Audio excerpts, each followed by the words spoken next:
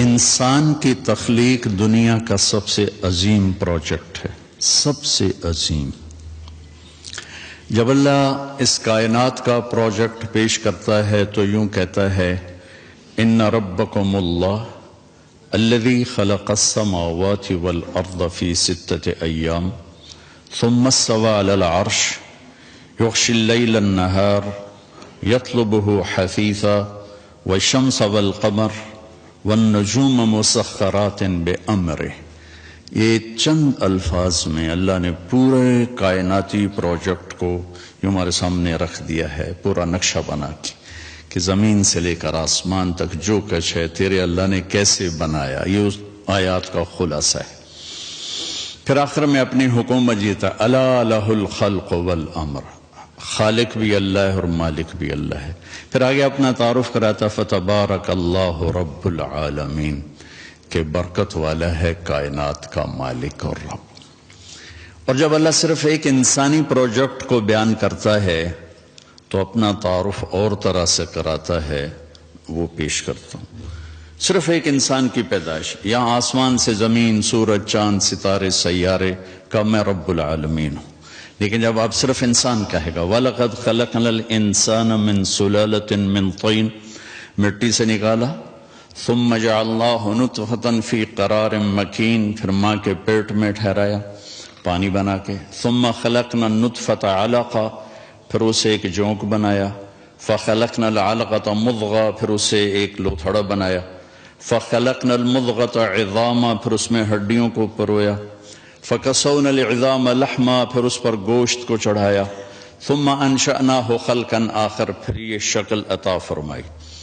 کہاں؟ فی ظلمات ثلاث، 3 اندھیروں میں، یصورکم فی بطون امہاتکم خلقا من بعد خلق فی ظلمات ثلاث، 3 اندھیروں میں تمہارا رب تمہیں بناتا ہے۔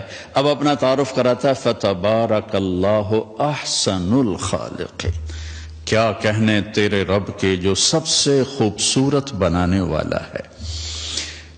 یہ تو قرآن ہو گیا، اب تھوڑا سا حدیث سے بتانا چاہوں گا کہ انسان کتنا عظیم پروجیکٹ ہے اور اس کے ساتھ کتنی عجیب اس بیچارے کو صورتحال سے گزرنا پڑ رہا ہے۔ یا ابن آدم جعلت لک قرارا فی بطن امک، میرے بندے ماں کے پیٹ میں ٹھکانہ میں نے دیا۔ وحولت وجہک الی ظہر لئلا تضرک رائحۃ الطعام، اور تیرے سسٹم اور تیری ماں کے پیٹ کے سسٹم کو جدا کر دیا تاکہ ماں کے پیٹ میں جو غلاظت جمع ہوتی ہے اس کی بدبو تجھے پریشان نہ کرے۔ وعلمتک الجلوس فی بطن امک فہل یقدر علی ذلک احد غیری، اور تجھے ماں کے پیٹ میں نے بیٹھنا، کھیلنا، چلنا، حرکت کرنا سکھایا، کیا تیرے رب کے سوا کوئی اور بھی یہ کر سکتا ہے؟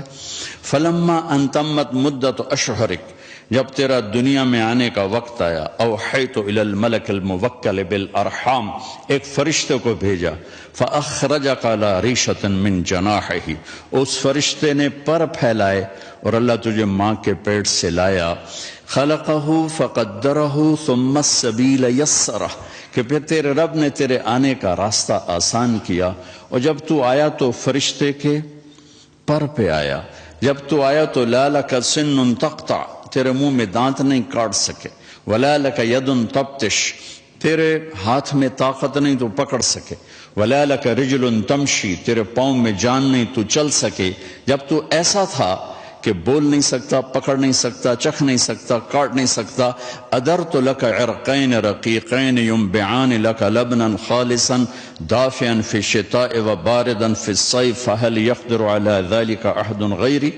پھر جب تو ایسا بے بس تھا تو میں نے تیری ماں کی چھاتی سے دودھ کے چشمے نکالے جو تمہیں خالص دودھ پلاتے رہے، حولین کاملین، 2 سال تیرے لیے دودھ کے چشمے اللہ چلاتا رہا، کیا کوئی اور بھی ایسا کر سکتا ہے؟ فلما ترعرعت، اب آگے ایک چھوٹا سا گلہ سن لیں اللہ تعالیٰ کا، فلما ترعرعت، جب تو ایسے ایسے چلنے لگا، واشتد عضدک، اور تیرے بازو مضبوط ہو گئے، واشتد ازرک، تیری چھاتی بھی پھیل گئی، تو میرے سامنے جھکنے کی بجائے بارستنی بالمعاصی یا عبد سو، تو میرے ہی خلاف کھڑا ہو گیا اور مجھے ہی للکارنے لگا۔ ہکذا جزاء من احسن الیک، جو اچھا کرے اس کے ساتھ یہ کیا جاتا ہے. مع ذالک، اس سب کے باوجود، ان سألتنی اعطیتک وان استغفرتنی غفرت لک، تو جب ہاتھ اٹھائے گا میں تیری پوری کروں گا، تو جب مانگے گا میں تمہیں دوں گا، اور جب معافی مانگنے آئے گا سارے ہی معاف کروں گا.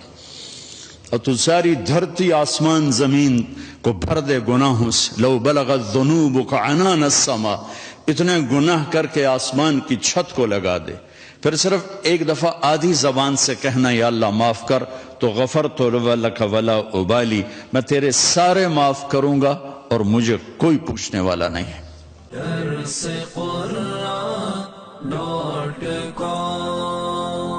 www.darsequran.com